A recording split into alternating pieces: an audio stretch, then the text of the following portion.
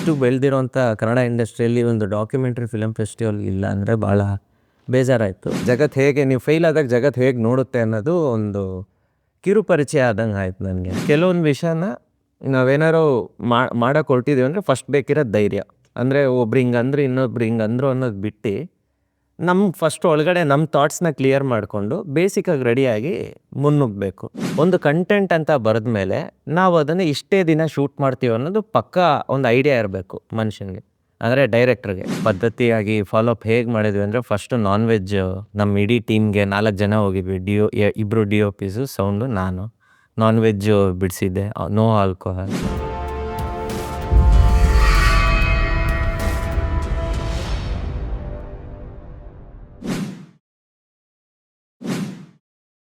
Investing in cinemas without cinema knowledge is injurious to you, your family, and the audience too.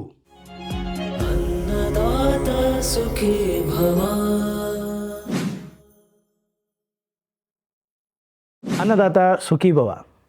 ನಮ್ಮ ಇವತ್ತಿನ ಸಂಚಿಕೆಯ ಅತಿಥಿ ಯಾರು ಅಂದರೆ, ಇವರು ಒಂದು ಸಿನಿಮಾ ರಂಗದಲ್ಲಿ ನಟನಾಗಿ ಎಂಟ್ರಿ ಕೊಡಬೇಕು ಅಂತ ಬಂದು ಸುಮಾರು ವರ್ಷಗಳ ಕಾಲ ಕಷ್ಟಪಟ್ಟು ಒಂದು ಶಾರ್ಟ್ ಫಿಲಮ್ ತೆಗೆದು ಆಮೇಲೆ ಅಮೆಚ್ಯೂರಿಸ್ಟ್ ಶಾರ್ಟ್ ಫಿಲಮ್ ಆಯ್ತಿದ್ದು ಅಂತೇಳಿ ಇನ್ನೊಂದು ಎಲ್ಲ ಥರ ಸ್ಟಡಿ ಮಾಡಿ ಇನ್ನೊಂದು ಚಪ್ಪಲಿ ಅನ್ನೋ ಒಂದು ಶಾರ್ಟ್ ಫಿಲಮ್ನ ತೆಗೆದು ಅದಕ್ಕೆ ಅವರಿಗೆ ಪ್ರಶಂಸೆ ಎಲ್ಲ ಸಿಕ್ಕಿ ಅದಾದ ನಂತರ ಒಂದು ಸಿನಿಮಾ ತೆಗೆಯೋಕ್ಕೆ ಅಂತ ಕೈ ಹಾಕ್ತಾರೆ. ಬಟ್ ಆ ಸಿನಿಮಾಗೆ ತುಂಬಾ ಹರ್ಡಲ್ಸ್ ಫೇಸ್ ಆದಾಗ ಅವ್ರು ಏನು ಮಾಡ್ತಾರೆ ಅಂತಂದರೆ ಒಂದು ಡಾಕ್ಯುಮೆಂಟ್ರಿ ತೆಗೆಯೋಣ ಅಂತ ಯೋಚನೆ ಮಾಡಿ ಒಂದು ಡಾಕ್ಯುಮೆಂಟ್ರಿ ತೆಗೆದು ಅದನ್ನು ಸೆನ್ಸಾರ್ ಮಾಡಿಸಿ ಸಕ್ಸಸ್ಫುಲ್ಲಾಗಿ ಅದನ್ನ ಸ್ಕ್ರೀನಿಂಗ್ ಮಾಡಿ ಇವತ್ತು ನಮ್ಮ ಈ ಸ್ಟುಡಿಯೋಗೆ ಅತಿಥಿಯಾಗಿ ಬಂದಿದ್ದಾರೆ. ದೀಪಕ್ ಅವರೇ, ನಿಮಗೆ ಈ ಕಾರ್ಯಕ್ರಮಕ್ಕೆ ತುಂಬ ಹೃದಯದ ಸ್ವಾಗತ. ನಮಸ್ಕಾರ ದೀಪಕ್ ಅವರೇ. ನಮಸ್ಕಾರ. ದೀಪಕ್ ಅವರೇ, ಈ ಕಾರ್ಯಕ್ರಮದ ಹೆಸರು ಅನ್ನದಾತ ಸುಖಿ ಭವ ಅಂತ. ಇದು ಏನು ಕಾರ್ಯಕ್ರಮ ಅಂದರೆ, ಇದು ಹೊಸದಾಗಿ ನಮ್ಮ ಚಿತ್ರರಂಗದ ಕನಸು ಕಟ್ಕೊಂಡು ಬರೋ ಅಂಥ ಯಾವುದೇ ಟೆಕ್ನಿಷಿಯನ್ ಇರ್ಬೋದು, ಪ್ರೊಡ್ಯೂಸರ್ಸ್ ಇರ್ಬೋದು, ಡೈರೆಕ್ಟರ್ಸ್ ಇರ್ಬೋದು, ಆರ್ಟಿಸ್ಟ್ ಇರ್ಬೋದು, ಅಥವಾ ಯಾವುದೇ ರೀತಿಯಂಥ ಟೆಕ್ನಿಷಿಯನ್ ಇರ್ಬೋದು, ಅವ್ರಿಗೆ ಒಂದು ಗೈಡ್ ಥರ ಕೆಲಸ ಮಾಡುವಂಥ ಒಂದು ಕಾರ್ಯಕ್ರಮ. ಇದರಲ್ಲಿ ಇವತ್ತು ನಿಮ್ಮನ್ನು ನಮ್ಮ ಅತಿಥಿಯಾಗಿ ಯಾಕೆ ಕರೆದಿದ್ದೀವಿ ಅಂದರೆ, ನೀವು ನಿಮ್ಮದೇ ಆದಂಥ ಒಂದು ರೀತಿಯಲ್ಲಿ ಒಂದು ಚಿಕ್ಕ ಮಟ್ಟಿಗಾದರೂ ಒಂದು ಸಾಧನೆ ಅಂತ ನಾನು ಹೇಳ್ತೀನಿ. ಯಾಕೆಂದರೆ ಒಂದು ಹುಡುಗ ಕನಸು ಕಟ್ಕೊಂಡು ಸಿನಿಮಾಲಿ ನಟ ಆಗಬೇಕು ಅಂತ ಬಂದು ಅದಾದಮೇಲೆ ಒಂದು ಶಾರ್ಟ್ ಫಿಲಮ್ನ ಮಾಡಿ ಅದಾದಮೇಲೆ ಒಂದು ಸಿನಿಮಾ ಮಾಡೋಕ್ಕೆ ಹೋಗಿ ಅದು ಸಿನಿಮಾ ಮಾಡೋಕ್ಕಾಗಲ್ಲ ಅಂತ ಗೊತ್ತಾಗಿ ತಿರ್ಗಾ ಒಂದು ಡಾಕ್ಯುಮೆಂಟ್ರಿನ ಎಲ್ಲೂ ಸೋಲೊಪ್ಪದಲ್ಲೇ ನೀವು ಇದನ್ನೆಲ್ಲ ಮಾಡ್ಕೊಂಡು ಹೋಗಿದ್ದೀರ. ಅದರಿಂದ ನಿಮ್ಮನ್ನು ಈ ಕಾರ್ಯಕ್ರಮಕ್ಕೆ ಅತಿಥಿಯಾಗಿ ಕರೆದಿದ್ದೀವಿ. Thank you sir. ದೀಪಕ್ ಅವರೇ, ನಮ್ಮ ಪ್ರೇಕ್ಷಕರಿಗೆ ನಿಮ್ಮ ಒಂದು ಕಿರುಪರಿಚಯ ಕೊಡೋದಾದರೆ ಹೇಗೆ? ಸರ್, ನನ್ನ ಹೆಸರು ದೀಪಕ್ ಹೆಗಡೆ ಅಂತ. ನಾನು ಮೂಲತಃ ಬೆಂಗಳೂರವನೇ. ಅಮ್ಮ ಕಾರ್ಕಳದವರು, ಅಪ್ಪ ಇಲ್ಲೇ ಕಾಟನ್ಪೇಟೆಯಲ್ಲಿ ಹುಟ್ಟಿ ಬೆಳೆದವರು, ಬೆಂಗಳೂರವರು. ಸೊ ಅಪ್ಪ ಬಂದು ಯಾರು ನಮ್ಮ ಹೋಲ್ ಫ್ಯಾಮ್ಲಿಲಿ ಯಾರು ಸಿನಿಮಾ ಇಂಡಸ್ಟ್ರಿಗೆ ಸಂಬಂಧಪಟ್ಟವ್ರು ಯಾರೂ ಇಲ್ಲ. ಆ್ಯಂಡ್ ನನಗೆ ಸಿನಿಮಾ ಮೇಲೆ ಒಲವು ಬಂದಿದ್ದು ಒಂದು ಚೈಲ್ಡ್ಹುಡ್ ಡೇಸಿಂದ. ಲೈಕ್ ಒಂದು first PU, second PU, 10th start ಆಯಿತು. I was a dancer. So ಅದಾದಮೇಲೆ ಕರಾಟೆ ಕ್ಲಾಸಸ್ಸು, ಡ್ಯಾನ್ಸ್ ಕ್ಲಾಸಸ್ಗೆಲ್ಲ ಹೋಗ್ತಾಯಿದ್ದೆ. ಸೊ ಒನ್ಸ್ ಆ್ಯಕ್ಸಿಡೆಂಟ್ ಆಗಿತ್ತು ನನಗೆ. ಆವಾಗ ಒಂಚೂರು ಕ್ವಿಟ್ ಮಾಡೋ ಅಂತ ಇದಕ್ಕೆ ಹೋದೆ. ಅದಾದಮೇಲೆ ಹೇಗೆ ಅಂದರೆ ಒಂದಷ್ಟು ಸಿನಿಮಾ ಆ್ಯಕ್ಟರ್ಸ್ ಮೇಲೆ ನನಗೆ ತುಂಬ ಇಷ್ಟ. ಅಂದರೆ ಫ್ಯಾನಿಸಮ್ ಥರ, ಗಣೇಶ್ ಸರ್ ಆಗಿರ್ಬೋದು, ಉಪ್ಪಿ ಸರ್, ದರ್ಶನ್ ಸರ್, ಆ ಥರ ಫ್ಯಾನಿಸಮ್ ಓರಿಯೆಂಟೆಡ್ ಆಗಿ ಬೆಳೆದವನು. Once when I started understanding Uppi sir's directional films, ನಾನು ಕತೆ ಬರೆದು ಏನಾದರೂ ಮಾಡ್ಬೋದಾ. ಆಮೇಲೆ second PU first attempt fail student sir ನಾನು. ಓಕೆ. ಸೊ ಅಲ್ಲಿಂದ ಒಂಚೂರು ಲೈಫ್ ಸ್ಟಾರ್ಟ್ ಆಯಿತು. ಅಂದರೆ ಲೈಕ್ ಅಂದರೆ ಜಗತ್ತು ಹೇಗೆ ನೀವು ಫೇಲ್ ಆದಾಗ ಜಗತ್ತು ಹೇಗೆ ನೋಡುತ್ತೆ ಅನ್ನೋದು ಒಂದು ಕಿರು ಪರಿಚಯ ಆದಂಗೆ ಆಯ್ತು ನನಗೆ. ಲೈಕ್ ಫೇಲ್ ಆದಾಗ ಒಂದು ರೀತಿ ನೋಡೋ ಅಂಥ ವರ್ಗದ ಜನನೇ ಇರ್ತಾರೆ. ಹೌದು. ಸೊ ಆವಾಗ ನಾನು ಸ್ಲೋಲಿ ಆ್ಯನಿಮೇಷನ್ಸಿಗೆ ಶಿಫ್ಟ್ ಆದೆ ಸರ್. ಎಡಿಟಿಂಗ್, VFX ಮಾಡಿ. ಮನೇಲಿ ಸಪೋರ್ಟ್ ಮಾಡಲಿಲ್ಲ ಫಸ್ಟ್ ಅಟೆಂಪ್ಟಲ್ಲಿ. ಬೇಡ, ಇದೆಲ್ಲ ಬೇಡ, ನೀವು BCom PU ಪಾಸ್ ಮಾಡ್ಕೊಂಡು BCom ಗೊತ್ತೋಗು ಅಂತ. ನಾನು ಹಠ ಮಾಡಿಲ್ಲ, ಈ ಥರ ಹೋಗ್ತೀನಿ ಅಂದಾಗ ದೆನ್ ಅರಿಣಾ ಆ್ಯನಿಮೇಷನ್ಸ್ಗೆ ಎಡಿಟಿಂಗ್ ಆ್ಯಂಡ್ VFX ಜಾಯ್ನ್ ಆದೆ ಸರ್. ಸೊ ಅಲ್ಲಿ ಅದು ಮುಗಿಸ್ಕೊಂಡು ಇನ್ನೇನು ಆಚೆ ಹೋಗಬೇಕು. ನಮ್ಮ ಚಿಕ್ಕಪ್ಪ ಬಿಡಲಿಲ್ಲ, ಡಿಗ್ರಿ ಇಲ್ಲ ಅಂದರೆ ತುಂಬ ಕಷ್ಟನಪ್ಪ ಈಗ ಅಂತ. ಸೊ ಆ ಟೈಮಲ್ಲಿ ಆಲ್ರೆಡಿ ನಿಮಗೆ ಸೆಂಟ್ ಜೋಸೆಫ್ ಕಾಲೇಜಲ್ಲಿ ಫಿಲಮ್ ಮೇಕಿಂಗ್ ಡಿಗ್ರಿ ಬ್ಯಾಚುಲರ್ಸ್ ಬಂದಿದೆ ಅಂತ ಒಂದು ಇದಿತ್ತು. ಸೊ ನಾನು ಅಲ್ಲಿ ಬ್ಯಾಚುಲರ್ಸ್ ಜಾಯ್ನ್ ಆದೆ ಸರ್. ಅಷ್ಟೊತ್ತಲ್ಲಿ ಆಲ್ರೆಡಿ ನಾನು ಆ್ಯನಿಮೇಷನ್ಸಲ್ಲಿ ಇದ್ದಿದ್ದರಿಂದ ನಾನು ಒಂದು 19 ವರ್ಷ ಇದ್ದಾಗ ಒಂದು ಲೈಫ್ ಅಂತ ಒಂದು ಚಿಕ್ಕ ಅಮೆಚ್ಯೂರ್ ಶಾರ್ಟ್ ಫಿಲಮ್ ಮಾಡಿ ಅದರಲ್ಲೇ ಕಲ್ತು ಹೇಗೆ ಡೈಲಾಗ್ಸ್ ಹೇಗೆ ಬರೆಯೋ ಅಂದರೆ ನನಗೆ ಅವಾಗ ಡೈರೆಕ್ಷನ್ ರಿಲೇಟೆಡ್ ಏನೂ ಗೊತ್ತಿಲ್ಲ. ಅಂದರೆ ಒಂದು ಪೇಪರ್ ತಗೋ ಡೈಲಾಗ್ ಬರೀ ಆರ್ಟಿಸ್ಟ್ನ ಕೂರಿಸು ಡೈಲಾಗ್ ಹೇಳ್ಸು ಕ್ಯಾಮ್ರಾ ಇಡು ಕ್ಲೋಸಪ್ಪು ಇದು ಆ ಥರ. ಸೊ ಒಂದಷ್ಟು ನಾನೇ ಬೇಸಿಕ್ ಎಜುಕೇಷನ್ ಥರ ಮಾಡ್ಕೊಂಡು ಇದು ಮಾಡಿದ್ದೆ. ಸೊ ದೆನ್ ನಾನು ಬ್ಯಾಚುಲರ್ಸ್ ಮಾಡಿದಾಗ ಒಂದು ಕಲ್ತಿದ್ದೇನು ಅಂದರೆ ಕೆಲವೊಂದು ವಿಷಯನ ನಾವೇನಾರು ಮಾಡೋಕೆ ಹೊರಟಿದ್ದೀವಿ ಅಂದರೆ ಫಸ್ಟ್ ಬೇಕಿರೋದು ಧೈರ್ಯ. ಅಂದರೆ ಒಬ್ರು ಹಿಂಗಂದ್ರೆ ಇನ್ನೊಬ್ರು ಹಿಂಗಂದ್ರು ಅನ್ನೋದು ಬಿಟ್ಟು ಫಸ್ಟ್ ಒಳಗಡೆ ನಮ್ಮ ಥಾಟ್ಸ್ನ ಕ್ಲಿಯರ್ ಮಾಡಿಕೊಂಡು ಬೇಸಿಕಾಗಿ ರೆಡಿಯಾಗಿ ಮುನ್ನುಗ್ಗಬೇಕು ಒಂದು ಥಾಟು. ಇಲ್ಲ ಅಂದರೆ ನಾವು ಕೇಳ್ಕೊಂಡು ಕೂತ್ರೆ ಕೇಳ್ಕೊಂಡೇ ಕೂತಿರ್ತೀವಿ, ಎದ್ದು ನಿಂತು ಕೆಲಸ ಮಾಡೋಕ್ಕಂತೂ ನನ್ನ ಪ್ರಕಾರ ಆಗಲ್ಲ. ಸೊ ಆ ವಿಷಯದಲ್ಲಿ ಮನೇಲಿ ಅಲ್ಲೊಂಚೂರು ಸಪೋರ್ಟ್ ಬಂತು. ಅಂದರೆ ಡಿಗ್ರಿ ಸಿಗುತ್ತೆ ಅಂತ ಫಿಲಮ್ ಮೇಕಿಂಗಿಗೆ ತಳ್ಳಿದ್ರು. ಸೊ ದೆನ್ ಲೈಫ್ ಚೆನ್ನಾಗಾಯ್ತು ಸರ್. ಒಂದಷ್ಟು ಸಿನಿಮಾ ಅಸಿಸ್ಟೆಂಟ್ ಡೈರೆಕ್ಟ್ರಾಗಿ ಮಾಡಿ ಆಮೇಲೆ ಇನ್ನೊಂದು ಚಪ್ಪಲಿ ಅಂತ ಒಂದು ಶಾರ್ಟ್ ಫಿಲಮ್ ಮಾಡಿದೆ sir. That was my career break actually. ಅಂದರೆ ಒಂದಷ್ಟು ಕಡೆ ರೆಕಗ್ನಿಷನ್ ಸಿಗುತ್ತೆ, ಅವಾರ್ಡ್ ಸಿಗುತ್ತೆ, ಕ್ಯಾಶ್ ಪ್ರೈಸ್ ಸಿಗುತ್ತೆ. ಅದಾದಮೇಲೆ ಇಮಿಡಿಯೇಟ್ಲಿ ಒಂದು ಡಾಕ್ಯುಮೆಂಟ್ರಿಗೆ ಮಾಡೋದಕ್ಕೆ ಒಂದಷ್ಟು ದುಡ್ಡು ಸಿಗುತ್ತೆ ಇನಿಷಿಯಲ್ ಸ್ಟೇಜಲ್ಲಿ ಏನು ಡಾಕ್ಯುಮೆಂಟ್ರಿ. ಬಟ್ ಅದಕ್ಕಿಂತ ಮುಂಚೆ ಒಂದು ಫೀಚರ್ ಫಿಲಮ್ ಮಾಡಬೇಕು ಅಂತ ಆಸೆ ಇತ್ತು. ಅಂದರೆ ಇಂಡಿಪೆಂಡೆಂಟಾಗಿ ಮಾಡೋಣ. ಅಂದರೆ ಒಂದಷ್ಟು ಕನ್ಸ್ಟ್ರೆಂಟ್ಸ್ ಅರ್ಥ ಆಗ್ತಾಯಿತ್ತು. ಡ್ಯೂರೇಷನ್ ಒಂಚೂರು ಜಾಸ್ತಿ ಇದ್ದಿದ್ದರಿಂದ ಅದನ್ನು ಇಂಡಿಪೆಂಡೆಂಟ್ ಫಿಲಮ್ ಅಂತ ಕರೆಯೋಕೆ ಹೋದೆ. ಅದಾಗದೆ ಡಾಕ್ಯುಮೆಂಟ್ರಿ ಮಾಡೋಣ ಅಂತ 2021 ಕೋಲಾ ದೈವಾರಾಧನೆದು ಮಾಡಿದ್ವಿ. ಸಿನಿಮಾ ಇಂಡಿಪೆಂಡೆಂಟ್ ಸಿನಿಮಾ ಮಾಡಬೇಕು ಅಂತ ಹೊರಟವರು ಅದ್ರದ್ದೊಂದು ಕನ್ಸ್ಟ್ರೈನ್ ಇತ್ತು, ಅದ್ರದ್ದೊಂದು ಹರ್ಡಲ್ ಇತ್ತು. ಆ ಹರ್ಡಲ್ಸ್ನೆಲ್ಲ ಮುಂದಕ್ಕೆ ನೋಡ್ಕೊಳ್ಳೋಣ. ಆದರೆ ಇವಾಗ ಒಂದು ಸ್ವಲ್ಪ ನಮಗೆ ಫೈನಾನ್ಷಿಯಲ್ ಫಂಡಿಂಗ್ ಒಂದು ಯಾವುದೋ ಒಂದು ಡಾಕ್ಯುಮೆಂಟ್ರಿ ಮಾಡೋಕ್ಕೆ ಬಂದಿದೆ ಅಂದಾಗ ಡಾಕ್ಯುಮೆಂಟ್ರಿಗೆ ಕೈ ಹಾಕೋಣ ಅಂತ ಹಾಕಿದ್ರಿ. ಅದು ಕೋಲಾ ಅನ್ನೋ ಒಂದು ಸಬ್ಜೆಕ್ಟ್. ಇದು ನಮ್ಮ ಸೌತ್ ಕ್ಯಾನ್ರಾ ಬೆಲ್ಟಲ್ಲಿ ದೈವಾರಾಧನೆ ಅನ್ನೋದು ತುಂಬ ನಂಬ್ತಾರೆ, ತುಂಬ ಪವರ್ಫುಲ್ ಕೂಡ ಅಂತ ಹೇಳ್ತಾರೆ. ಕೋಲಾ ಅನ್ನೋ ದೈವದ ಸಬ್ಜೆಕ್ಟ್ ಬಗ್ಗೆ ಕೈ ಹಾಕಬೇಕಾದ್ರೆ ನೀವು ಎಷ್ಟು ಪ್ರಿಪೇರ್ಡ್ ಆಗಿದ್ರಿ? ಸರ್, ನಾನು ಇನಿಷಿಯಲ್ ಸ್ಟೇಜಸಲ್ಲಿ ನಮ್ಮ ತಾಯಿ ಅವ್ರ ಊರವ್ರು ಆಗಿರೋದ್ರಿಂದ ನನ್ನ ಚೈಲ್ಡ್ಹುಡ್ ಡೇಸಿಂದನೂ ನನಗೆ ಸಮ್ಮರ್ ಹಾಲಿಡೇಸ್ಗೆ ಅದು ಸ್ಟಾರ್ಟ್ ಆಗೋದು ಹಿಂಗೆ ದೈವಾರಾಧನೆ ಮಾರ್ಚ್, ಏಪ್ರಿಲ್, ಮೇ. ಸೊ ಆ ಟೈಮಲ್ಲಿ ನನಗೆ ಹೋಗಿ ಅಭ್ಯಾಸ ಇತ್ತು. ಅಂದರೆ ನನಗೆ ಅದ್ರ ಮೇಲೆ ಒಂದು ರೆಸ್ಪೆಕ್ಟ್ ಇತ್ತು. ಬಟ್ ನನಗೆ ಅದ್ರ ಬಗ್ಗೆ ತೀರಾ ಡೀಟೇಲಾಗಿ ಗೊತ್ತಿರಲಿಲ್ಲ. ಸೊ ನಾವು ಇನಿಷಿಯಲ್ ನನ್ನ ಫಿಲಮ್ ಮೇಕಿಂಗ್ ಮುಗಿದು ಕೋವಿಡ್ ವೇವ್ 2 ಪಾಸ್ ಔಟ್ ಆದಾಗ ನಮ್ಮೂರಲ್ಲಿ ಏಪ್ರಿಲಲ್ಲಿ ದೈವಾರಾಧನೆ ನಡೀತಾರೆ 2021 ಸರ್.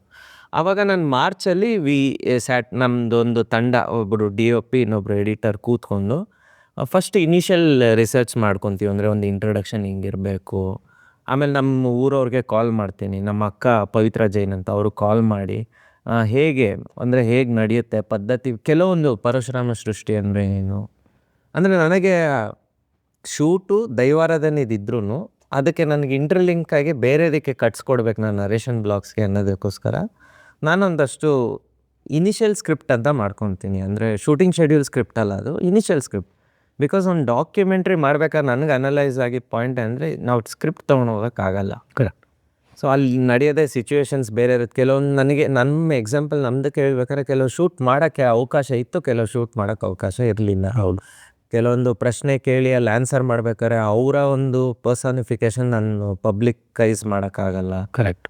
ಸೊ ಆ ಥರದ್ದೆಲ್ಲ ಕನ್ಸ್ಟ್ರೆನ್ಸ್ ಇತ್ತು.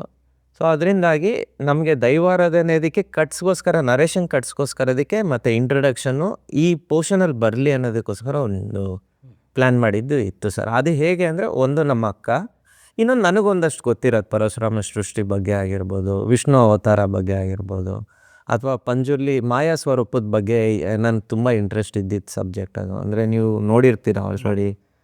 ಸೊ ಆ ಮೇಯ್ನ್ ಕೆಲವೊಂದು ಬಗ್ಗೆ ಹೇಳಲೇಬೇಕು ನಾನು ಈ ಡಾಕ್ಯುಮೆಂಟ್ರಿ ಅಲ್ಲಿ ಅನ್ನೋದು ನನಗೆ ಮೂಲ ಉದ್ದೇಶ ಇತ್ತು ಸರ್. ಓಕೆ.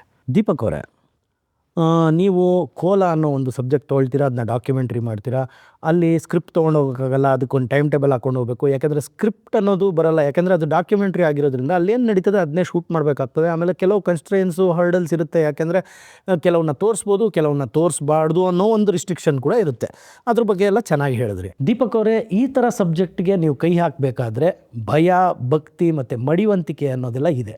ಇದ್ರ ಬಗ್ಗೆ ಏನು ಹೇಳ್ತೀರಾ? ಖಂಡಿತವಾಗ್ಲೂ ಸರ್. ಮಡಿ ಆಗಿರ್ಬೋದು ಅಥವಾ ಅದ್ರ ಬಗ್ಗೆ ಪದ್ಧತಿಯಾಗಿ ಫಾಲೋಅಪ್ ಹೇಗೆ ಮಾಡಿದ್ವಿ ಅಂದರೆ, ಫಸ್ಟು ನಾನ್ ವೆಜ್ ನಮ್ಮ ಇಡೀ ಟೀಮ್ಗೆ 4 ಜನ ಹೋಗಿದ್ವಿ. ಇಬ್ಬರು DOPಸು, ಸೌಂಡು, ನಾನು. ನಾನ್ ವೆಜ್ ಬಿಡಿಸಿದ್ದೆ, ನೋ ಆಲ್ಕೋಹಾಲ್. ಅದಾದಮೇಲೆ ಆಲ್ಮೋಸ್ಟ್ ಸಿಗರೇಟ್ ಹೊಡಿಯೋದನ್ನು ಕಡಿಮೆ ಮಾಡಿಸಿದ್ದೆ ಸರ್. ಅಂದರೆ ಅಲ್ಲಿ ಬೇಡ ಎಲ್ಲೋ ಆವರಣದಲ್ಲಿ ಅಂತ. ಆ್ಯಂಡ್ ಮೋರ್ ಓವರ್ ಅಲ್ಲಿ ನಾವು ಅಲ್ಲಿ ಹೋದಾಗ ಅಲ್ಲಿದ್ದ ಕಲ್ಚರ್ಗೆ ಆಲ್ರೆಡಿ ನನಗೆ ಗೊತ್ತಿರೋದ್ರಿಂದ ಸೊ ನನಗೆ ಇದೆಲ್ಲ ಹೇಳಿದ್ದೆ ನಾನು, ಇದು ಆಗಲ್ಲ, ನೀವು ಪ್ಯಾಕಪ್ ಆದಮೇಲೆ ಏನು ಬೇಕಾದ್ರೂ ಮಾಡ್ಕೊಳ್ಳಿ. ಅಂದರೆ ಫುಲ್ ಪ್ಯಾಕಪ್ ಆದಮೇಲೆ ಒಂದು 3-4 ದಿನ ಇದ್ದಿದ್ದು ಶೆಡ್ಯೂಲು. ಸೊ ಅಲ್ಲಿವರೆಗೂ ಏನೂ ಮಾಡಬೇಡಿ ದಯವಿಟ್ಟು. ಬಿಕಾಸ್ ನಮಗೆ ಯಾರೋ ಒಬ್ಬರು ಪರ್ಮಿಷನ್ ಕೊಟ್ಟು ಅಷ್ಟು ಪ್ರೀತಿಯಿಂದ ಶೂಟ್ ಮಾಡೋಕ್ಕಿಟ್ಟಾಗ ನಮ್ದು ಇದೊಂದು ಡ್ಯುಯಲ್ ರೆಸ್ಪೆಕ್ಟ್ ಬೇಕೇ ಬೇಕು. ಸೊ ಅದಾದಮೇಲೆ ಏನು ಅಂತಂದರೆ ಸರ್, ನನಗೆ ಎಡಿಟಿಂಗ್ ಆಗುತ್ತೆ, VFX ಆಗುತ್ತೆ ಅಥವಾ ಡಬ್ಬಿಂಗ್ ಆಗುತ್ತೆ ಎಲ್ಲ ಸ್ಮೂತಾಗಿ. ಬಟ್ ಒಂದು EMI ಪ್ರಾಸೆಸ್ ಸರ್. ನಾನೇ ಎಲ್ಲೋ ಹೋಗ್ತೀನಿ, ಫ್ರೀಲ್ಯಾನ್ಸ್ ಎಡಿಟಿಂಗ್ ಮಾಡ್ತೀನಿ ಅಥವಾ ಇನ್ನೊಂದೇನೋ ಆ್ಯಕ್ಟಿಂಗ್ ಮಾಡ್ತೀನಿ, ಇಲ್ಲಿ ಎತ್ಕೊಂಬರ್ತೀನಿ, ದುಡ್ದಿದ್ದು ದುಡ್ಡನ್ನ ಎತ್ತಿಲ್ಲಿ ಹಾಕಿ ಇದು ಮಾಡ್ತೀನಿ ಈ ಸಿನಿಮಾಗೆ production wise. So but one thing ಏನು ಅಂದರೆ, ಇಲ್ಲಿ ಕಲ್ಚರ್ನ ಫಾಲೋ ಮಾಡ್ಬೇಕಾದ್ರೆ I literally came to know what's respect. ಅಂದರೆ ಒಂದು ನಂಬಿಕೆ ಹೇಗಿಡಬೇಕು ಒಂದು ಕಂಟೆಂಟ್ ಮೇಲೆ ನಾನೊಂದು ಪ್ಯೂರ್ ಫ್ಯಾಕ್ಟರಾಗೆ ಹೋಗಿದ್ದೆ. ಅಂದರೆ ನಾನು ಎಲ್ಲೂ ಟ್ವರ್ಕ್ ಮಾಡಿ ಒಂದು ನರೇಟ್ ಮಾಡಲಿಲ್ಲ, ಅಂದರೆ ಹೀರೋಯಿಟಿಕ್ ಆಗಿ ಅಥವಾ ಇನ್ನೊಂದು ರೀತಿ ಹೇಳಿಲ್ಲ. ಅದು ಡಾಕ್ಯುಮೆಂಟ್ರಿ ಅಂದರೆ ಅದರ ಡಾಕ್ಯುಮೆಂಟ್ರಿ ಮುಖಾಂತರನೇ ಅದು ಎಸ್ಟಾಬ್ಲಿಷ್ ಆಗಲಿ ಅನ್ನೋ. ನಿಮಗೆ ಅಲ್ಲಿನ ಜನರು ಅಂದರೆ ನೀವು ಅದೇ ಊರಿನವರಾಗಿರೋದ್ರಿಂದ ಆಯಿತು, ಎಲ್ಲ ಸರಿ. ಆದರೆ ಆ ಒಂದು ಪರ್ಟಿಕ್ಯುಲರ್ ಈವೆಂಟನ್ನ ಶೂಟ್ ಮಾಡೋಕ್ಕೆ ಪರ್ಮಿಷನ್ ಕೊಡೋದು ತುಂಬ ಕಷ್ಟ. ಬಟ್ ಎಷ್ಟು ಕೋಆಪ್ರೇಟಿವ್ ಆಗಿದ್ದರು ಜನ? ಸರ್, ಇದಕ್ಕೆ ಫಸ್ಟು 20 ಜನ ಹಾಗೂ ಭರತ್ ಜೈನ್ ಅಣ್ಣನ ಕುಟುಂಬಕ್ಕೆ, ಹೆಂಟಾನೆ ಮನೆ ಕುಟುಂಬಕ್ಕೆ ಥ್ಯಾಂಕ್ಸ್ ಹೇಳಬೇಕು ನಾನು. ಅಲ್ಲಿ ನಾನು ಕಾರ್ಕಳಲ್ಲಿರೋದು ಸರ್, ಕಾರ್ಕಳ ಬಜ್ಗೋಳಿ 20, ಮೂಲತಃ ಉಡುಪಿ ಡಿಸ್ಟ್ರಿಕ್ಟ್. ಸೊ ಅಲ್ಲಿದ್ದು ಜನ ಆಗಿರ್ಬೋದು ಮತ್ತು ನಮ್ಮ ಅಣ್ಣನ ಕುಟುಂಬ ಏನು ಹೇಳಿದ್ವ ಭರತ್ ಜೈನ್ ಅವ್ರದ್ದು, ಅಲ್ಲಿ ನಾನು ಹೋಗಿ ಫಸ್ಟ್ ಡೇ ಹೋದಾಗ ನಮ್ಮ ಟೀಮ್ನೆಲ್ಲ ತೋರಿಸ್ತೀನಿ ಎಲ್ಲ. ಸರ್ ಅಂದರೆ ಅವ್ರಿಗೆ ಒಂದು ಸ್ವಲ್ಪ ಡೌಟ್ಫುಲ್ ಇದ್ದರು. ನಾನು ಇಲ್ಲ ಸರ್, ನೀವು ಪ್ರಶ್ನೆ ಹಾಕಿ ಕೇಳ್ತಿದ್ದೆ ಅಂದರೆ ಐ ಆಮ್ ರೆಡಿ. ಬಟ್ ಆ ಮೂಮೆಂಟ್ಗೆ ಅದೇನು ಅನ್ನಿಸ್ತೇನೋ ಇಲ್ಲ ಮಾಡಿ ಅಂದರು. ಸೊ ಅವತ್ತು ಆ ನಂಬಿಕೆನ ನಾನು ಉಳಿಸ್ಕೊಳ್ಳೋಕ್ಕೆ ಹೋದವನು ನಾನು ರಿಲೀಸ್ವರೆಗೂ ಅದನ್ನು ಕಾಪಾಡ್ಕೊಂಡಿದ್ದೀನಿ. ಯಾಕಂದರೆ ಅದು ರಿಲೀಸ್ಗೊಂದು ಚೂರು ಡಿಲೇ ಆಯ್ತು, ಅದು ಹೇಳ್ತೆ. ಬಟ್ ಏನಂತಂದರೆ ಅವ್ರು ಕೊಟ್ಟಾಗ ನಮ್ಗೆ ಇದ್ದಿದ್ದು ಇಷ್ಟೇ, ನೀವೇನು ಮುಟ್ಟಬೇಡಿ. ಅಂದರೆ ನಾನು ಅಲ್ಲಿ ಹೋಗಿ ನಾನು ಮಾತಾಡಿಸ್ಕೊಂಡು ಆಚೆ ನಮ್ಮ ಟೀಮ್ ಹತ್ರ ಬಂದಾಗ, ನೋಡ್ರಿ ಹಿಂಗಿದೆ ನಾವಿಲ್ಲಿ, ಅಂದರೆ ಅದೇ ಬ್ಯಾಕ್ ಅಗೇನ್ ಟು ಆ ಕಲ್ಚರ್ ನಾವು ರೆಪ್ರೆಸೆಂಟ್ ಮಾಡ್ತಾ ಇರೋದ್ರಿಂದ ನಾವೇನು ಮಾಡೋದು ಬೇಡ. ಆಮೇಲೆ ನಿಮ್ಗೇನೇ ಅನ್ಕಂಫರ್ಟೇಬಲ್ನೆಸ್ ಇದ್ದರೂ ಗೇಟ್ ಆಚೆ ಹೋಗಿ ನಿಮ್ದೇನಿದೆ ಅದು ಇದು ಮಾಡ್ಕೊಂಡು, ಅಂದರೆ whatever it might be, ನಿಮ್ಗೇನಾದರೂ ಹೋಗಿ ಇದು ಮಾಡೋ. ಬಟ್ ನಾನು ಬೇರೆ ಎಲ್ಲ ಆಲ್ಮೋಸ್ಟ್ ರಿಕ್ವೆಸ್ಟ್ ಮಾಡಿ ಕಂಟ್ರೋಲ್ ಮಾಡಿ. ಅಂದರೆ ಸಪೋರ್ಟ್ ಸಿಕ್ತು, ಆದ್ದರಿಂದ ಇದೊಂದು ಪ್ರಾಜೆಕ್ಟ್ ಆಯ್ತು ಸರ್. ಬಟ್ ಕೋಲಾ ಅನ್ನೋ ಒಂದು ಡಾಕ್ಯುಮೆಂಟ್ರಿ ಮಾಡ್ತೀರಾ. ಡಾಕ್ಯುಮೆಂಟ್ರಿ ಮಾಡಿದ್ಮೇಲೆ ಅದು ಫೀಚರ್ ಫಿಲಮ್ ಅಂತ ಆಗೋದಿಲ್ಲ, ಅದಕ್ಕೊಂದು ಸೆನ್ಸಾರ್ ಸರ್ಟಿಫಿಕೇಷನು ತೊಗೋತೀರಾ. What was the process like? Sir, first ನಾವು ಸ್ಟಾರ್ಟ್ ಮಾಡಿದಾಗ 60 ಮಿನಿಟ್ಸ್ ಕಟ್ಟಿತ್ತು ಸರ್. ಫಸ್ಟ್ ಕಾಪಿ 60 ಮಿನಿಟ್ಸ್ ಇತ್ತು. ಅದರಲ್ಲಿ ಟ್ಯಾಂಕ್ಸ್ ಕ್ರೆಡಿಟ್ಸು ಮತ್ತು ಟೈಟಲ್ ಕಾರ್ಡ್ ಅವೆಲ್ಲ ಇರಲಿಲ್ಲ. ಹಾರ್ಡ್ಲಿ ಇನ್ನೊಂದು 3-4 ನಿಮಿಷ, 64 ಮಿನಿಟ್ಸ್. ಬಟ್ ಇನಿಷಿಯಲಿ ನಾನು ಒಬ್ರಿಗೆ, ತಮ್ಮನ್ ಅಂತ ಒಬ್ರಿಗೆ ಇದನ್ನು ಹೋಗಿ ತೋರಿಸಿದಾಗ, ಇದು ಈ ಕಡೆನೂ ಇಲ್ಲ, ಇಂಡಿಪೆಂಡೆಂಟಾಗೂ ಇಲ್ಲ, ಈ ಕಡೆ ಫೀಚರ್ ಲೆಂತ್ಗೂ ಇಲ್ಲ, ಒಂದು ಕೆಲಸ ಮಾಡಿ ಇನ್ನೊಂದು 30 ಮಿನಿಟ್ಸ್ ಆ್ಯಡ್ ಮಾಡಿ. 30 ಮಿನಿಟ್ಸು ತಿರ್ಗಾ ಬಡ್ಜೆಟು ಅದು ಇದು ಅಂತ ಒಂದು ತಲೆಗೆ ಬಂತು ಸರ್. ಬಟ್ ಅವರು ಇಲ್ಲ, if you can do it, ನೋಡಿ ನಿಮ್ಗೆ ಇಟ್ ವುಡ್ ಬಿ ಹೆಲ್ಪ್ಫುಲ್, ಈ ಥರ ಒಂದು ಫೀಚರಾಗಿ ಇದಾಗುತ್ತೆ, ಬಟ್ ಡಾಕ್ಯುಮೆಂಟ್ರಿ ಕ್ಯಾಟಗರಿಗೆ ಹೋಗುತ್ತೆ ಅಂತ. ಸೊ ನಾನು ವಾಟ್ಸ್ ಯೂಸ್ಫುಲ್ ಅಂದೆ ನಾನು. ಇಲ್ಲ, ನೀವು ಫಿಲಮ್ ಫೆಸ್ಟಿವಲ್ಸ್ಗೆ ಹೋಗ್ಬೋದು, and you have other things from government, it will be helpful for you, ಇದು ಸಬ್ಸಿಡಿ ಆಗಿರ್ಬೋದಾ. ಬಟ್ ನಾನು ಆ ಇನಿಷಿಯಲ್ ಸ್ಟೇಜಲ್ಲಿ ನನಗೆ ಅದು ಅಷ್ಟಿಲ್ಲ ಸರ್. ಯಾಕಂದರೆ ಈ ಕಡೆ ನಿಮ್ಗೆ ಗೊತ್ತು ಆ ಪ್ರೊಸೀಜರ್ಸ್ ಏನಿದೆ ಅಂತ, ನಾನು ರಿಜಿಸ್ಟ್ರ್ ಮಾಡಬೇಕು ಅರ್ಥ ಇಲ್ಲಕ್ಕೆ. ಅದು ನನಗೆ ಆ ಮೂಮೆಂಟ್ಗೆ 22ಗೆ it was very huge amount. 1-1.5 lakh ನಾನು ತಂದು ತಿರ್ಗಾ ಶೂಟ್ ಮಾಡಿ, ತಿರ್ಗಿ ಎಡಿಟ್ ಮಾಡಿ, ತಿರ್ಗಿ ಎಲ್ಲ ಚೇಂಜ್ ಆಗುತ್ತೆ. ನಾನು ಮ್ಯೂಸಿಕ್ ಎಲ್ಲ ಮಾಡಿಸಿ ಅಗೇನ್ ನಾನು ಆ ಥರ ಸುಮ್ಮನೆ ಅಂತೂ ಬಿಡೋಕ್ಕಾಗಲ್ಲ. ಆವಾಗ ವಿ ಸ್ಯಾಟ್ ಡೌನ್, ಅಂದರೆ ಟೀಮ್ನ ಕೇಳಿದೆ. ಟೀಮ್ ಅವ್ರವ್ರ ಕೆಲಸ ಅವ್ರವ್ರಿಗೆ ಇದ್ದೇ ಇರುತ್ತೆ ಸರ್. ನಾನೊಬ್ಬನೇ ಆ ಬ್ಯಾರಿಯರ್ ತೊಗೊಬೇಕಾಗಿತ್ತು. ಬಟ್ ಆದರೆ ಅನ್ಸಪೋರ್ಟಿವ್ ಅಂತ ಹೇಳೋಕ್ಕಾಗಲ್ಲ. ಒಂದು ಡಿಸಿಷನ್ ಅಂತ ತೊಗೊಬೇಕಾರೆ ಅದು ನನ್ನ ಮೇಲೆ ಬೀಳುತ್ತೆ. ಬಟ್ ಆ ವ್ಯಕ್ತಿ ನನಗೊಂದು ಕೀ ಕೊಟ್ಟರು, ಹಿಂಗೆ ಮಾಡ್ಬೋದು ಅಂತ. ದೆನ್ ನಾನು ಅದನ್ನು ಕೂತ್ಕೊಂಡು ಒಂದು 2 ಮಂತ್ಸು ಕ್ಯಾಲಿಬರ್ ಮಾಡಿದೆ ಸರ್. ಏನು ಖರ್ಚು ಬರುತ್ತೆ ಅಂತ ಎಲ್ಲರ ಹತ್ರ ಹೋಗೋದು, ಕೇಳ್ಕೊಳ್ಳೋದು, ಬರೆಯೋದು. ನನಗೆ ಗೊತ್ತಿಲ್ಲ. ಈಗ ನಾನು ನಿಮ್ಮ ಹತ್ರ ಬಂದರೆ ಅದನ್ನು ಕೇಳ್ತೇನೆ, ಸರ್ ಇದೆಷ್ಟು ಖರ್ಚಾಗುತ್ತೆ, ಇದೆಷ್ಟು ಖರ್ಚಾಗುತ್ತೆ. ಸೊ ಓಕೆ, ದೆನ್ ನಾನು ಅದಕ್ಕೆ ಅಗೇನ್ ಐ ಸ್ಟಾರ್ಟೆಡ್ ವರ್ಕಿಂಗ್, ಬೇರೆ ಎಡಿಟಿಂಗು, ಕಾರ್ಪೊರೇಟ್ ವೀಡಿಯೋಸ್, ಅದು ಅಂದರೆ ನಾನು ಆಮೇಲೆ ಫ್ರೀಲ್ಯಾನ್ಸರ್ಸ್ ಅದೆಲ್ಲ ಮಾಡಿ ತೊಗೊಂಬಂದಾಕ. ಸೊ ಕೊನೆಗೆ ಡಿಸೆಂಬರ್ 31, 2022 ಸೆನ್ಸರ್ ಯು ಸರ್ಟಿಫಿಕೇಟ್ ಸಿಗುತ್ತೆ. ಬಟ್ ಇಲ್ಲಿ ಕಲ್ತಿದ್ದೇನು ಅಂದರೆ ಈ ಪ್ರೊಸೀಜರ್ ಫೀಚರ್ ಫಿಲಮ್ಗೆ ಏನಾಗೋ ಪ್ರೊಸೀಜರ್ಸ್ ಕೆಲವೊಂದನ್ನು ಕಲಿತೆ ಸರ್ ಇಂಡಿಪೆಂಡೆಂಟಾಗಿ. ಡಾಕ್ಯುಮೆಂಟ್ರಿಗೆ ಸರ್ಟಿಫಿಕೇಷನು ಸಿಗುತ್ತೆ, ಎಲ್ಲ ಆಗುತ್ತೆ. ಅದಾದ ನಂತರ ಆ ಡಾಕ್ಯುಮೆಂಟ್ರಿನ ತೊಗೊಂಡು ಏನು ಮಾಡಿದ್ರಿ? ಸರ್ ನಾನು ಫಸ್ಟು 2023 ಬ್ಯಾಂಗ್ಳೂರ್ ಇಂಟರ್ನ್ಯಾಷನಲ್ ಫಿಲಮ್ ಫೆಸ್ಟಿವಲ್ಗೆ ಅಪ್ಲೈ ಮಾಡ್ತೀನಿ. ಬಟ್ ಅಲ್ಲಿ ಡಾಕ್ಯುಮೆಂಟ್ರಿ ಕ್ಯಾಟಗರಿ ಇಲ್ಲ. ಅದೊಂಚೂರು ಹರ್ಟ್ ಆಯ್ತು ನನಗೆ. ಅಂದರೆ ಈ ಕಡೆ ಶಾರ್ಟ್ ಫಿಲಮ್ ಫೆಸ್ಟಿವಲ್ ಇದೆ ನಿಮಗೆ, ಮೇಲ್ಗಡೆ ಫೀಚರ್ ಫಿಲಮ್ ಇದೆ. ಹೌದು. ನಮ್ಮ ಮಧ್ಯಕ್ಕೆ ಒಂದು ಡಾಕ್ಯುಮೆಂಟ್ರಿ ಫಿಲಮ್ ಮೇಕರ್ಸ್ ಒಂಚೂರು ಜನ ಇದ್ದಾರೆ ಸರ್. ಅಂದರೆ ನಿಮ್ಗೆ ಸಿಗ್ತಾರೆ, ಸಿಗಲ್ಲ ಅಂತ ಹೊತ್ತು ಇಲ್ಲ. ಕನ್ನಡಲ್ಲೂ ಇದೆ ಸರ್, ಇದೆ. ಬಟ್ ಇರಲಿಲ್ಲ ನಂಗೆ. ಅದೊಂದು ಭಾಳ ಬೇಸರ ಆಯಿತು ಒಂದು ಸೈಡು. ಅಟ್ಲೀಸ್ಟ್ ನಮ್ಗೊಂದು ಸ್ಪೆಷಲ್ ಇದು ಸಿಕ್ಕಿರೆ, ಪ್ಲ್ಯಾಟ್ಫಾರ್ಮ್ ಸಿಕ್ಕಿರೆ ನಮ್ಮ ಥರ ಒಂದಷ್ಟು ಜನ ಯಂಗ್ಸ್ಟರ್ಸು ಇಲ್ಲ ನೋಡು ಅವ್ರದ್ದು ಹಿಂಗೆ ಆಗಿದೆ, ಅಟ್ಲೀಸ್ಟ್ ಒಂದು either not if it is in the competition, at least ಒಂದು ಸ್ಕ್ರೀನಿಂಗ್ ಆದರೂ ಸ್ಪೆಷಲ್ ಕ್ಯಾಟಗರಿ ಕೊಡ್ಬೋದಾಯ್ತು ಅಂತ ನೀವು ಕೇಳ್ಕೊತೀರಾ? ಇಲ್ಲ ಅಂದರೆ ಅಟ್ಲೀಸ್ಟ್ ನಮಗೋಸ್ಕರ ಒಂದು ಫಿಲಮ್ ಫೆಸ್ಟಿವಲ್ ಇಟ್ಟರೆ. ಇಷ್ಟು ಬೆಳೆದಿದೆ ಸರ್ ಕನ್ನಡ ಇಂಡಸ್ಟ್ರಿ. ಆ್ಯಂಡ್ ಈ ಥರ ವಿಚಾರ ಹೇಳಬೇಕು ನಮ್ಮ ಮುಂದಿನ ಜನ್ರೇಷನ್ಗೆ. ಅಟ್ಲೀಸ್ಟ್ ಹೇಳೋದು ತುಂಬ ಉತ್ತಮವಾದಂಥ, ಯಾಕಂದರೆ visual media speaks a lot. Book ಓದೋರಿಲ್ಲ ಇವತ್ತು, ಮತ್ತು ನೀವು ಏನೇ ಮಾಡಿದ್ರು ಥೀಸಿಸ್ ಏನೇ ಬರೆದ್ರು ಇವತ್ತು ಜನ ಸ್ವಲ್ಪ ಕಡಿಮೆ ಇದ್ದಾರೆ, ಇಲ್ಲ ಅಂತಲ್ಲ. ಬಟ್ ವಿಷುವಲಿ ಟೆಲ್ಲಿಂಗ್ಗೆ ಒಂದು ಇಷ್ಟು ಬೆಳೆದಿರೋಂಥ ಕನ್ನಡ ಇಂಡಸ್ಟ್ರಿಯಲ್ಲಿ ಒಂದು ಡಾಕ್ಯುಮೆಂಟ್ರಿ ಫಿಲಮ್ ಫೆಸ್ಟಿವಲ್ ಇಲ್ಲ ಅಂದರೆ ಭಾಳ ಬೇಜಾರಾಯಿತು. ಸೆಕೆಂಡ್ ನಾನೊಂದಷ್ಟು OTTಸ್ಗೆ ಮತ್ತು TV ರೈಟ್ಸ್ಗೆ ಮತ್ತು ಏರ್ಬೋನ್ ರೈಟ್ಸು ಅದಕ್ಕೆಲ್ಲ ಓಡಾಡ್ತೀನಿ. One thing I learn was camera ವಿಷಯದಲ್ಲಿ ಸ್ವಲ್ಪ ಎಡವಟ್ಟು ಮಾಡ್ಕೊಂಡ್ವಿ ಸರ್. ಅಂದರೆ ಈಗ OTTಸ್ಗೆ ಫುಲ್ ಫ್ರೇಮ್ ಕ್ಯಾಮ್ರಾಸು, ಹೌದು, ಮತ್ತು ಇದೇ ಥರ ಸಿನಿಮ್ಯಾಟಿಕ್ ಎಫರ್ಟ್ಸ್ ಇರಬೇಕು. ಡಾಕ್ಯುಮೆಂಟ್ರಿ ಸ್ಟೈಲಲ್ಲೇ ಶೂಟ್ ಮಾಡಾರೆ ಹೋಗಲ್ಲ ಆ ಥರ. ನಾನು ಡಾಕ್ಯುಮೆಂಟ್ರಿ ಸ್ಟೈಲಲ್ಲೇ ಶೂಟ್ ಮಾಡಿದೆ ಸರ್, ಐ ಅಕ್ಸೆಪ್ಟೆಡ್. ಬಟ್ ನಾವು ಶೂಟಿಂಗ್ ಮಾಡ್ಬೇಕಾದ್ರೆ ನಿಮ್ಗೆ ಈ ಪಾಯಿಂಟಲ್ಲಿ ಎಲ್ಲೂ ಬರಲ್ಲ. ನಾನು ಈ ಅನಲೈಸೇಷನ್ ಪಾಯಿಂಟು, ಬಿಸ್ನೆಸ್ ಪಾಯಿಂಟ್ ಎಲ್ಲೂ ತರಲಿಲ್ಲ. ಹೌದು. That is because of lack of knowledge ಅಂತ ಹೇಳಲ್ಲ ನಾನು. ಯಾಕೆಂದರೆ ಆ ಒಂದು ಪರ್ಟಿಕ್ಯುಲರ್ ಥಿಂಗು ನಾನು ಡಾಕ್ಯುಮೆಂಟ್ರಿ ತೆಗೆದ್ರೆ ಅದು ಫುಲ್ ಫ್ರೇಮಲ್ಲೇ ತೆಗಿಬೇಕಾ, ಅದೇ ಬಿಸ್ನೆಸ್ ಪಾಯಿಂಟ್ ಆಫ್ ವ್ಯೂನ ಥಿಂಕ್ ಮಾಡ್ದಲೇ ಮಾಡಿಬಿಟ್ಟಿರ್ತೀವಿ. ಸಿನಿಮಾ ಮಾಡುವಾಗಲೇ ಅದನ್ನ ಮಾಡ್ತಾರೆ ಅಂದಾಗ ಡಾಕ್ಯುಮೆಂಟ್ರಿ ಮಾಡಿದಾಗ ಸಹಜ ಅದಾಗಿರುತ್ತೆ. ಅದಾದಮೇಲೆ ನೀವು ತೊಗೊಂಡು ಹೋದಾಗ you will be disappointed because they have their own criterias. ಇದೇ ಥರದ್ದು ಕ್ಯಾಮ್ರಾ ಯೂಸ್ ಮಾಡಬೇಕು ಇದು ಅದು ಅಂತ. ಬಟ್ ಅದನ್ನು ನನ್ನ ಪ್ರಕಾರ ಈ ಒಂದು ಕಾರ್ಯಕ್ರಮದ ಮೂಲಕ, ಇವಾಗ ನಿಮ್ಮ ಮೂಲಕ ನಾನು ಹೇಳ್ತಾ ಇದ್ದಾಗ ಎಷ್ಟೋ ಜನ ಈ ಕಾರ್ಯಕ್ರಮ ನೋಡಿದವರು ಅದ್ರ ಮೇಲೆ ಗಮನ ಹಾರಿಸಿ ಆ ಪ್ಲ್ಯಾಟ್ಫಾರ್ಮಲ್ಲಿ ಏನು ಕ್ರೈಟೀರಿಯಾ ಇದೆ ಅಂತ ನೋಡೋಕ್ಕೆ ಒಂದು ಅನುಕೂಲ ಆಗಲಿ ಅನ್ನೋದಕ್ಕೋಸ್ಕರ ಆ ಕ್ವಶನ್ ಕೇಳಿದೆ. ಖಂಡಿತ ಸರ್. ಸರ್ ಮೇಯ್ನ್ಲಿ ಸರ್ ನನಗೆ ಇಲ್ಲಿ ಅರ್ಥ ಮಾಡ್ಕೊಂಡಿದ್ದು, ಒಂದು ಕಂಟೆಂಟ್ ಅಂತ ಬರಿತೀವಿ. ಒಂದು ಕಂಟೆಂಟ್ ಅಂತ ಬರೆದ ಮೇಲೆ ನಾವು ಅದನ್ನು ಇಷ್ಟೇ ದಿನ ಶೂಟ್ ಮಾಡ್ತೀವಿ ಅನ್ನೋದು ಪಕ್ಕಾ ಒಂದು ಐಡಿಯಾ ಇರಬೇಕು ಮನುಷ್ಯನಿಗೆ, ಅಂದರೆ ಡೈರೆಕ್ಟ್ರಿಗೆ.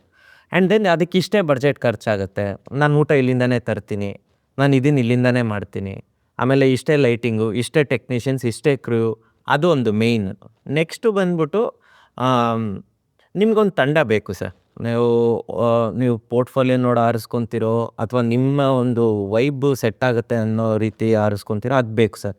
ನನ್ನ ತಂಡ ಇಲ್ಲದೆ ನಾನು ಇವತ್ತು ಇಲ್ಲೇ ಕೂತ್ಕೊಳ್ಳೋಕೆ ನಂಗೆ ಸಾಧ್ಯ ಇಲ್ಲ ಸರ್. ನನ್ನ ತಂಡ ಸರಿ ಮಾಡು, ಅಟ್ಲೀಸ್ಟ್ ಅವ್ರು ಅಂದರೆ ನನ್ನ ಬೇಸಿಕ್ ಐಡಿಯಾ ಇದ್ದಿದ್ದು ಅಟ್ಲೀಸ್ಟ್ ನನಗೆ ಓಕೆ ಅನ್ನೋ ರೀತಿ ಆದರೂ ಒಂದು ಬೇಕಲ್ಲ ಸರ್. ಆಗ್ಲಿಂದ ತಂಡದ ಬಗ್ಗೆ ಮಾತಾಡ್ತಿದ್ರಿ. ನಿಮ್ಮ ತಂಡದಲ್ಲಿ ಯಾರ್ಯಾರಿದ್ರು ಅಂತ ಹೇಳ್ಬೋದಾ ಸರ್?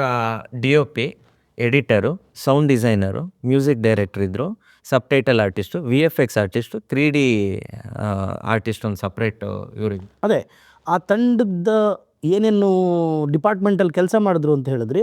ನಿಮ್ಮ ತಂಡದವರ ಹೆಸರು ಕೂಡ ಹೇಳಿ. ಸೊ ದಟ್ ಅವರು VFX ಅಭಿಜಿತ್ ಶ್ರೀನಿವಾಸ್ ಅಂತ ಮಾಡಿದ್ರು, ಎಡಿಟರು ಸೌಂಡ್ ಡಿಸೈನರ್ ಬಲರಾಮ್ ಗಂಗಾತ್ಕರ್ ಅಂತ, DOP ರಿತೀಶ್ ಅಂತ, and music director Ravish Bhat ಅವರು, ಪೋಸ್ಟರ್ ಡಿಸೈನರ್ ಸಜಿತ್ ಕೋಡ್ಲು ಅಂತ. ಸೊ ಪೋಸ್ಟರ್ಸ್ ಬಗ್ಗೆ ಇವತ್ತು ಆಲ್ರೆಡಿ ತುಂಬ ಮಾತು ಹೋಗ್ತಾ ಇದೆ. ಸೊ ಹಾಗಾಗಿ ಸೊ ನಿಮ್ಮ ಟೀಮ್ನ ಇಂಟ್ರೊಡ್ಯೂಸ್ ಮಾಡೋಕ್ಕೆ ಯಾಕೆ ಹೇಳಿದೆ ಅಂದರೆ, ನೀವು ಆವಾಗಿಂದ ಹೇಳ್ತಾ ಇದ್ರಿ ಟೀಮ್ ವರ್ಕ್ ಅಂತ. ಸೊ ಆ ಟೀಮು ಇಂಟ್ರೊಡ್ಯೂಸ್ ಆಗಲಿ ನಮ್ಮ ಪ್ರೇಕ್ಷಕರಿಗೆ ಅಂತ ಅದೊಂದು ಕೇಳಿದೆ. ಆಮೇಲೆ ಈಗ ಏನೋ ಸಾಧನೆ ಮಾಡಬೇಕು ಸಿನಿಮಾ ರಂಗದಲ್ಲಿ ಅಂತ ಊರು ಬಿಟ್ಟು ಬಂದು ಬೆಂಗಳೂರು ಸೇರಿ ತುಂಬಾ ಕಷ್ಟಪಡ್ತಾರೆ. ಅಂಥವ್ರಿಗೆ ನೀವು ಏನು ಹೇಳೋಕ್ಕೆ ಇಷ್ಟಪಡ್ತೀರಾ? ನಾನು ಅವ್ರಿಗೆ ಹೇಳೋದು ಇಷ್ಟೇ ಸರ್, ದಯವಿಟ್ಟು ನೀವು ಊರು ಬಿಟ್ಟು ಊರು ಬಂದಾಗ ಒಂದು ತಲೆಯಲ್ಲಿ ಹಿಡ್ಕೊಬೇಕು, ನಿಮ್ಮ ತಂದೆ ತಾಯಿಗೆ ಆನ್ಸರಬಲ್ ಆಗಿರ್ತೀರ. ಇಲ್ಲಿ ಬಂದು ಶಾರ್ಟ್ ಫಿಲಮ್ ಮಾಡಿದ ತಕ್ಷಣ ನಾಳೆ ದಿನವೇ ಯಾರೋ ಪ್ರೊಡ್ಯೂಸರ್ ನಿಮಗೆ ಡೈರೆಕ್ಟ್ರ್ ಮಾಡಿಬಿಡಲ್ಲ. ಬಟ್ ನಿಮ್ಮ ಪೋರ್ಟ್ಫೋಲಿಯೋ ಮಾಡ್ಕೊಳ್ಳೋದ್ರಲ್ಲಿ ತಪ್ಪಿಲ್ಲ, but it should be very practical. ಸಾಲ ಮಾಡೋದು ಅಥವಾ ಇಲ್ಲಿ ತುಂಬ ಕನ್ಸ್ಟ್ರೈನ್ಸಲ್ಲಿ ಸಿಕ್ಕಾಕೊಳ್ಳೋದು ಅದನ್ನಂತೂ ಮಾಡಬೇಡಿ.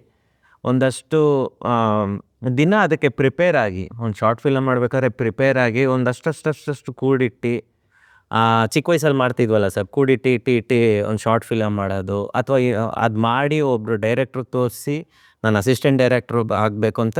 You should be updating yourself. ಅಲ್ಲೇ ಕೂತ್ರೆ ಅಲ್ಲೇ ಇದಾಗ್ತೀವಿ. ಯಾಕಂದರೆ ಒಂದು ಶಾರ್ಟ್ ಫಿಲಮ್ ಮಾಡಿದ ತಕ್ಷಣ ನಾವು ನೆಕ್ಸ್ಟು ಫೀಚರ್ ಫಿಲಮ್ ಮಾಡಿ ಥಿಯೇಟ್ರಿಗೆ ಆಡಿಯನ್ಸ್ನ ಪುಲ್ ಮಾಡ್ತೀವಿ ಅನ್ನೋದು ಹೀರೋಯಿಟಿಕ್ ಮೂಮೆಂಟ್ಸ್ ಇಲ್ಲ. ಇಲ್ಲಿ ಪ್ರಾಕ್ಟಿಕಲ್ ವರ್ಲ್ಡ್ ಇದು. ಸೊ ನಾವು ಪ್ರಾಕ್ಟಿಕಲಾಗಿ ಬದುಕಬೇಕಾಗುತ್ತೆ ಸರ್. ಕೋಲ ಅನ್ನೋ ಒಂದು ಡಾಕ್ಯುಮೆಂಟ್ರಿನ ಮಾಡ್ತೀರಾ, ಅದಾದಮೇಲೆ ಸೆನ್ಸಾರ್ಗೆ ಅಪ್ಲೈ ಮಾಡಿ ಅದನ್ನು ಸೆನ್ಸಾರ್ ಸರ್ಟಿಫಿಕೇಟ್ ತೊಗೊಳ್ತೀರಾ ಆ್ಯಸ್ ಅ ಡಾಕ್ಯುಮೆಂಟ್ರಿ ಮೂವಿ ಅಂತ. ಅದಾದಮೇಲೆ ಅದನ್ನ ಥಿಯೇಟ್ರಿಗೆ ತರೋಕ್ಕಾಗೋದಿಲ್ಲ. ಈಗ ಮುಂದೆ ಏನು ಸರ್? ಈಗ ಮುಂದೆ ಒಂದೆರಡು ಸಿನಿಮಾ ಆ್ಯಕ್ಟಿಂಗ್ ಅಲ್ಲಿ ಆಫರ್ಸ್ ಇದೆ. ಸೊ ಅದನ್ನು ಕಾನ್ಸಂಟ್ರೇಟ್ ಮಾಡ್ತಾ ಇದ್ದೀನಿ. ಇನ್ನೊಂದು ಕಂಟೆಂಟ್ ಬರಿತಾ ಇದ್ದೀನಿ. ಬಿಕಾಸ್ ನನಗೆ ಕೋಲ ಈಸ್ ಆಲ್ರೆಡಿ ಒಂದು ಬಿಸ್ನೆಸ್ ಆಗಿದೆ. 40% ಸೇಫ್ ಇದ್ದೀನಿ. ಇನ್ನೊಂದು 60% ಅದೇ ಸರ್, ಏರ್ಬೋನ್ ರೈಟ್ಸು, ಡಬ್ಬಿಂಗ್ ರೈಟ್ಸ್ ಮಾತಾಡ್ತಾ ಇದ್ದೀನಿ. ಸೊ ಈಗ ಮುಂದಿನ ಇದೆ ಸರ್, ಒಂದು ಆ್ಯಕ್ಟಿಂಗ್ ಆಗಿರ್ಬೋದು, ಒಂದು ಕತೆ ಬರಿತಾ ಇದ್ದೀನಿ, ಒಂದು ಸ್ಟ್ರೈಕ್ ಆಗಿದೆ. ಅದು ಬಿಟ್ಟು ಪರವಾಗಿಲ್ಲ ಸರ್, ಲೈಕ್ ಮ್ಯಾನೇಜಬಲ್. ಓಕೆ. ಈಗ ನಾನು ಈ ಕ್ವಶನ್ ಕೇಳಿದ್ದಕ್ಕೆ ನೀವು 40% ಸೇಫ್ ಆಗಿದ್ದೀನಿ ಅಂದರೆ, can I ask you from where you got this business? Sir, Vedasya ಅನ್ನೊಂದು ಆಡಿಯೋ ಲೇಬಲಲ್ಲಿ ನಾನು ಕನ್ನಡ ಫಿಲಮ್ ಡಿಜಿಟಲ್ ರೈಟ್ಸ್ ಮಾರ್ತೀನಿ. ಸೊ ಹಾಗಾಗಿ ಆ ಚಾನಲ್ಗೂ ನಾನು ಥ್ಯಾಂಕ್ಸ್ ಹೇಳಬೇಕು. ರವಿ ಅಂತ ಅವ್ರ ಹೆಸರು. ಸೊ ಅವರು ಮತ್ತು ವೇದಸ್ಯ ಟೀಮ್ ಏನಿದ್ದಾರೆ, ನಮ್ಮ ಕಂಟೆಂಟ್ನ ನೋಡಿ ಅವ್ರು ನಮಗೆ ಸಪೋರ್ಟ್ ಮಾಡಿ, ನಂಬಿಕೆ ಇಟ್ಟು ನಮಗೆ ರೆವೆನ್ಯೂ ಜನ್ರೇಟ್ ಮಾಡಿಕೊಟ್ಟಾಗ ನಾನು ಅವ್ರಿಗೆ I standard up promoting this content wide well. Promotion ಅನ್ನೋದು ಇನ್ನೊಂದು ತುಂಬ ಕಾಂಪ್ಲಿಕೇಟ್. ಹೌದು. So you say that there are avenues open for business, but ನಾವು ಹುಡ್ಕೊಂಡು ಹೋಗ್ಬೇಕು. So patience sir. I had patience for 2 years, 23, 24, 25 February ಅವರು ಅದೇನೋ ಗೊತ್ತಿಲ್ಲ ಸರ್, ಆ ಮೊಮೆಂಟ್ಗೆ ನನ್ನ ತಲೆಯಲ್ಲಿ ಇದ್ದಿದ್ದೇನೆಂದರೆ, ನಾನು ಒಳ್ಳೆ ಕಂಟೆಂಟ್ ಮಾಡಿದ್ದೀನಿ, ನನಗೆ ಭರವಸೆ ಇದೆ, ಬಿಸ್ನೆಸ್ಸು ಮಾಡ್ತೀನಿ ಅನ್ನೋ ಒಂದು ನಂಬಿಕೆ 2.25 ವರ್ಷ ಆಯಿತು, ಕುಗ್ಗೋಗ್ತಾ ಬಂದಿತ್ತು. ಬಟ್ ಅದೇನೋ ಅಂತಾರಲ್ಲ ಸರ್, ಅಗೇನ್ ನಾನು ಅಷ್ಟು ರೆಸ್ಪೆಕ್ಟ್ ಕೊಟ್ಟು ಮಾಡಿರೋ ಕಂಟೆಂಟ್ಗೆ ಅದೇ ಕೈ ಹಿಡಿಯುತ್ತೆ ಒಂದಲ್ಲ. ನನ್ನ ಪ್ರಕಾರ ಅದು ಆ ದೈವಾನುಗ್ರಹ ಇರ್ಬೋದು, ಅಥವಾ ಆ ದೇವರ ಒಂದು ಆಶೀರ್ವಾದ ಇರ್ಬೋದು ನಿಮ್ಮ ಮೇಲೆ. ಅದಕ್ಕೆ ನಿಮ್ಮ ಕಂಟೆಂಟು ಹೋಯಿತು, ಜೊತೆಗೆ ಅದಕ್ಕೊಂದು ಬಿಸ್ನೆಸ್ ಅವೆನ್ಯೂನು ಓಪನ್ ಆಯಿತು. ಯಾಕೆಂದರೆ ನೀವು ಮಾಡಿರೋ ಶ್ರದ್ಧೆ ಭಕ್ತಿಯಿಂದ, ನೀವು ಮಡಿವಂತಿಕೆಯಿಂದ ಮಾಡಿರೋದ್ರಿಂದ ಅದೇ ನಿಮ್ಮ ಕೈ ಹಿಡಿದಿರ್ಬೋದು ಅಂತ ನನ್ನ ಅನಿಸಿಕೆ. ನಿಮ್ಮ ಫ್ಯೂಚರ್ ಪ್ರಾಜೆಕ್ಟ್ಸ್ಗೆಲ್ಲ ಆಲ್ ದ ಬೆಸ್ಟ್, ಒಳ್ಳೆಯದಾಗಲಿ ಅಂತ ಕೋರ್ತಾ, ನಮ್ಮ ಈ ಕಾರ್ಯಕ್ರಮಕ್ಕೆ ಬಂದು ನಿಮ್ಮ ಟೈಮ್ ಕೊಟ್ಟಿದ್ದಕ್ಕೆ ನಿಮಗೆ ಅನಂತ ಧನ್ಯವಾದಗಳು. Thank you so much. Thank you sir. Thank you.